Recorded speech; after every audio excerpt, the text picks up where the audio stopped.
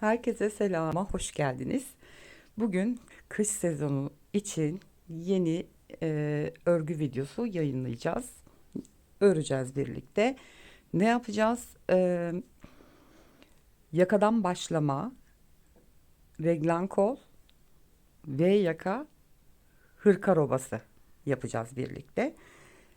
En başından robanın bitimine kadar bütün ayrıntılarıyla her şeyi anlatmaya çalışacağım elimden geldiği kadar. Yeni öğrenen arkadaşlarımız için ilmek hesabını nasıl yaparız, ayrımlarını nasıl yaparız, e, arttırmalar nasıl olur, kol altını nasıl birleştiririz, bir oba tamamıyla nasıl örülür, ilmekleri nasıl hesaplarız, ne yaparız, hepsini en ayrıntılı şekliyle anlatmaya çalışacağım elimden geldiği kadar. Bunun için bize gerekli olan malzemelerimiz ipimiz, misinalı şişimiz, ilmek ayrıcımız, şöyle 8 tane kağıt ve kalemimiz lazım. Şimdi neyi baz alarak hesabımızı yapacağız? Şimdi bize çok soruyorlar. S bedenim kaç ilmek başlamam lazım? X large'ım ne kadar başlamam lazım? Şöyle bir şey var arkadaşlar. Bunun için biz şu kadar ilmekle başlayın diyemiyoruz. Neden diyemiyoruz? Herkesin kullandığı ipin kalınlığı farklı. Şiş numarası farklı. El örgünüz farklı. Beden yapınız farklı. İnsan anatomisi çok değişik. Herkesin anatomi yapısı farklı. Kimisinin kol kısımları geniş olur, alt kısmı dar olur. Kimimizin üstümüz dar olur, bel bölgesinden sonrası geniş olur. O yüzden o şekilde ölçü vermemize imkan yok. Ne yapacağız peki? Nasıl hesaplayacağız? Hiç bilmeyen arkadaşlarımız kaç ilmek başlayacağım diye soruyor.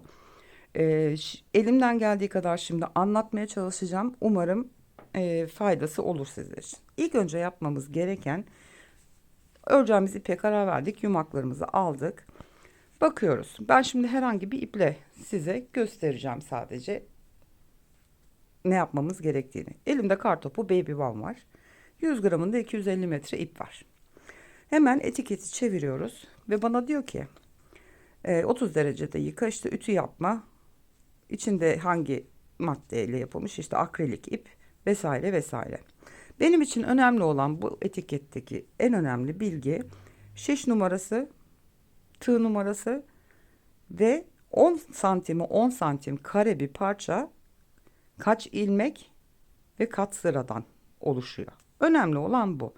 Asıl sıra olayı da değil, enine, yani kaç ilmek 10 santim içerisinde kaç ilmek oluyor. Ben numune parça örmüyorum çoğunlukla. Çünkü elim orta sıkılıkta, ne çok sıkı ne çok gevşek bir elim var. Genelde etiketin üstündeki şiş numarasına vesaire riayet ederek direkt etikette belirtilen ölçüleri kullanarak ortalama bir hesap çıkartıyorum. Zaten bir süre sonra yapa yapa öğreniyorsunuz. 3 aşağı 5 yukarı, hani kaç ilmek hangi kalınlıkta iplikle başlarsam nasıl olur? Göz aşinalığı oldukça, pratik yaptıkça insan alışıyor. Şimdi burada bana yumakta diyor ki 10 santimde 20 ilmek var. 4 ve 5 numara şiş kullanırsan. Bununla şimdi ne yapacağız? Yumağımızı tamam öğrendik. 20 santim, 20 ilmek var 10 santimde. O zaman şunu yapıyoruz. Şimdi ekstra bir ilave daha şöyle yapabilirsiniz. Boynunuzun ölçüsünü alabilirsiniz. Onu da nasıl alacağız? Şimdi bu tamamen yuvarlak bir roba olmadığı için, hani sıfır yaka, V yaka öreceğimiz için şurası V yaka olacak. Şöyle. Bu kısmı olmayacağı için ölçüyü tamamen yüz yuvarlak boynumuzun etrafından alamayacağız. Dolayısıyla ne yapacağız? Şurası omuz başımız. Şuradakiler de kürek kemiklerimiz. Yaklaşık olarak şu kürek kemiklerimizin hemen hemen ortası gibi diyelim. Yani kürek kemiğinizin ortasına gelin. Şuradan aşağıya reglanımız inecek ya. Bu kürek kemiklerinin oradan koltuk altına doğru reglan kollarının indiğini düşünün. Aynı şekilde arka tarafta. Bir taraftan şöyle başlayıp arkaya dolanıp diğer tarafa gelip mezurayla çok boğazınıza dayamadan, çünkü daha ilmek toplayıp lastikte örülecek. O yüzden bir kürek kemiğinizin hemen hemen ortasından şöyle başlayıp arka tarafa dönüp diğer kürek kemiğinizin orta hizasına kadar yaklaşık olarak santim olarak bir ölçü alabilirsiniz. Ben öyle yaptım. 45 santim benim için. Kendi bedenime göre. Ben bu arada X large iri bir kilolu bir bayanım. 45 santim. Bu V yaka için olan ölçü ama tam boyun çevresi değil. Şimdi 45 santim olduğuna göre 10 santimde etiket bana ne diyordu? 20 ilmek var diyordu değil mi? Şimdi bunu bir köşeye not ediyoruz. Eğer şimdi 20 ilmek varsa 10 santimde 45 santimde kaç ilmek olacak? Onu çıkartacağız. Ne yapıyoruz? 45 santim çarpı 20 ilmek eşittir 900 yapar normalde. Bunu bölü 10 yapıyoruz. Bölü 10. Ne diyor bana? 90 ilmek başlayacaksın demek oluyor bu. Şimdi ip kalınlaştıkça ilmek sayısı azalır. İp inceldikçe ilmek sayısı da çoğalır. Bunu da söylemiş olayım. Şimdi demek ki 10 santimde 20 ilmek olduğuna göre 45 santimde 90 ilmek olması gerekiyor. Bunu boynunuza da ölçebilirsiniz. Kullandığınız, severek giydiğiniz bir kazak, hırka, onun boyun çevresi etrafından da ölçerek. Gene dediğim gibi bu kürek kemiklerinin olduğu yere dikkat ederek komple yüz yuvarlak bir sıfır yaka ölçüsü değil. Bu şekilde önde bir pay olacak şekilde ölçü alarak o şekilde de ölçünüzü alabilirsiniz. Demek ki neymiş? 90 ilmek atmamız gerekiyormuş. Şimdi bir de lastik öreceğimiz için o 90 ilmekten ben 6 ya da 8 ilmek eksiltiyorum. Lastik de örülecek. İyicene gırtlağıma binmesin diye. Buna ben eksi 8 yaptım. O tamamen kendi göz kararımca yaptığım bir şey. Ha, siz dilerseniz daha az yapabilirsiniz. Yeterli geldiğini düşünüyorsanız. Ben örgüme 82 ilmek ile başlayacağım. Bu şekilde yapmayı düşünüyorum. Şimdi bunu paylaştırmak nasıl yapıyoruz? Şimdi bu V yakalı böyle robamız olacak.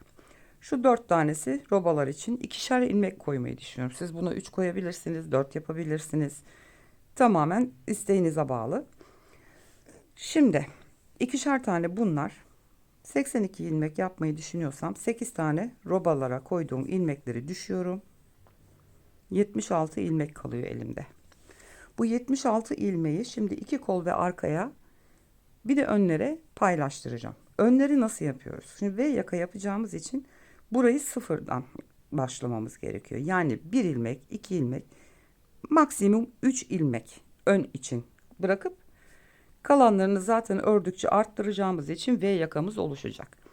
O yüzden dilerseniz birer ilmek, dilerseniz ikişer ilmek ya da üçer ilmek koyabilirsiniz.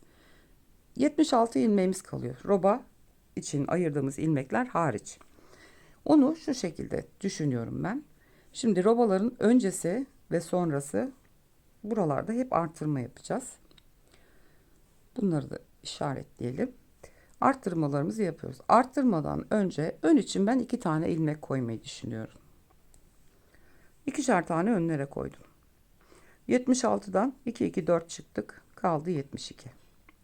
72 ilmeği ben şimdi arka ve 2 kol olmak üzere tekrar böleceğim. En kolayı 72'yi 2'ye bölmek. 72'yi 2'ye bölersek 36 ilmek yapar. 36 ilmeği nasıl paylaştırabiliriz? Kollar için 18 18 yeterlidir diyorsanız 18 18 kollara 36 da arkaya verebilirsiniz. Eğer fazla gelir diyorsanız 18 ilmek daha az sayıda bırakabilirsiniz. 16 koyabilirsiniz, 14 koyabilirsiniz.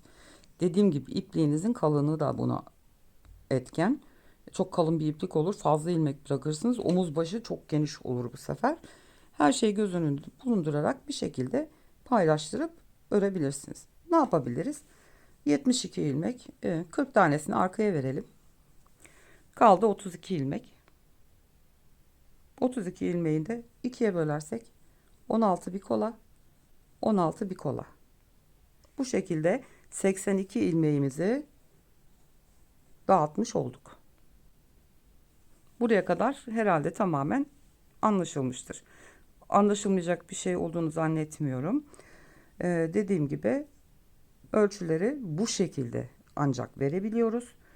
İşte şu bedenim ya da işte boyum bu kadar, kilom bu kadar, kaç ilmek başlamalıyım. Bu şekilde ölçü vermemizin imkanı yok. Yapabileceğimiz tek şey bu şekilde küçük bir hesap yapıp örgümüze başlamak. Şiş numaranıza, ipinize karar vereceğiz. Etiketin üstünde yazan terimlere bakacağız ve ona göre ilmek hesabımızı yapacağız. V yaka için ben bu şekilde başlayacağım. Ayrımları yaptık. Arttırma yerlerimiz belli. Arttırmaları ister gizli arttırma yapabilirsiniz, isterseniz ajurlu yapabilirsiniz. Ben şimdi sadece düz örgü örerek reglan ayrımlarını, artışları kaç santim öreceğiz birlikte. Koltuk altına kadar. Koltuk altına kadar geldik. Kol altlarını nasıl birleştireceğiz ve bedene geçiş bölümüne kadar komple öreceğiz. Bir oba nasıl oluşur? V yaka, yakadan başlama, onu temel bilgileri göstereceğim size. Bunu bildiğimiz zaman dilediğiniz modeli uygulayabilirsiniz. Modelli robalar var. Onlardan yapabilirsiniz. Örgünüzü düz örgü değil, ajurlu ya da saç örgülü vesaire. Bu temel şablonu bulduktan sonra her türlü modeli ve reglan modelini ister ajurlu reglan ayrımı ister gizli arttırma yapıp her türlü modeli bu şablonun üstünde uygulayarak dilediğiniz hırkaları örebilirsiniz. Evet, bu şablon olayını da verdikten sonra bir sonraki videoda robayı örmeye başlayacağız.